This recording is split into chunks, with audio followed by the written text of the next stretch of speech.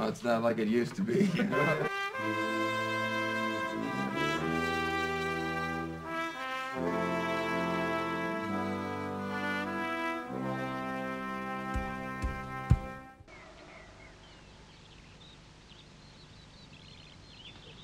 But back in New Zealand, men had a country to break in and a living to make.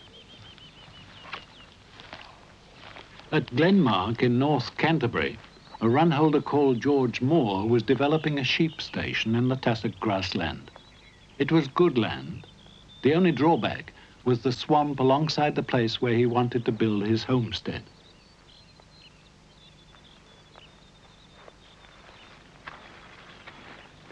Moore realized that if he drained the swamp, it would provide the richest part of his whole property. So he set a gang of men to work digging ditches through the swamp, but it wasn't long before they were complaining bitterly.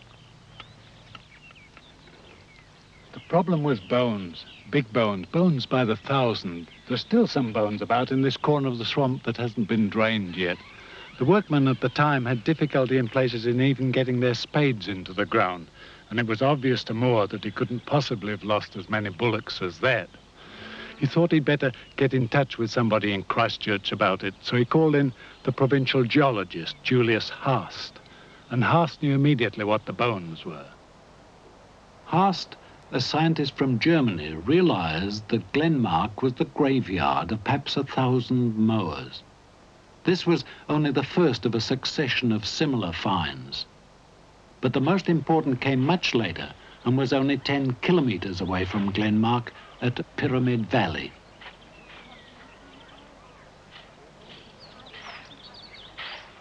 The valley was excavated in the early 1940s, and again, hundreds of mowers were buried there.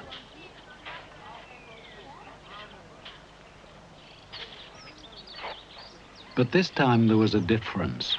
In the Pyramid Valley swamp, the mower skeletons were intact and upright. The mowers had stumbled into the swamp and died standing up. Here, it was easy to reassemble the skeletons.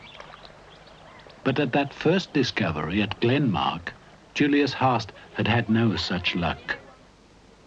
Here, the bones were a chaotic jumble. Haast had to work out each skeleton for himself. He fitted the bones together in the provincial council chambers in Christchurch. Museums all around the world were anxious to acquire their own skeletons of this monstrous bird. So Haast sent them wherever he could get valuable exhibits in exchange. This system of barter laid the foundation of the early collection of the Canterbury Museum. Julius Haast was not only the founder of the museum, but he became its first director.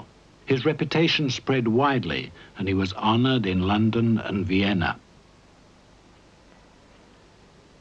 But the reputation of Sir Julius Ritter von Haast, Fellow of the Royal Society, was based on his work as a geologist. His studies of the mower were often sadly astray.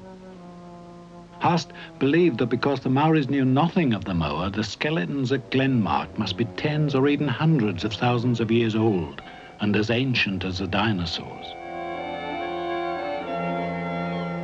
When discoveries at river mouths in Canterbury showed that man and mower had lived at the same time, Haast still wasn't too concerned. He came up with a new theory. He argued that the people who hunted the Maoris must have been an ancient people, here long, long before the Maoris.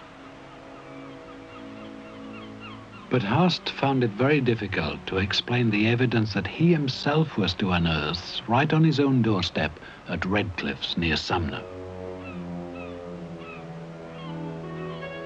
Since the 1850s, the road from Littleton to Christchurch has run past the entrance to a cave.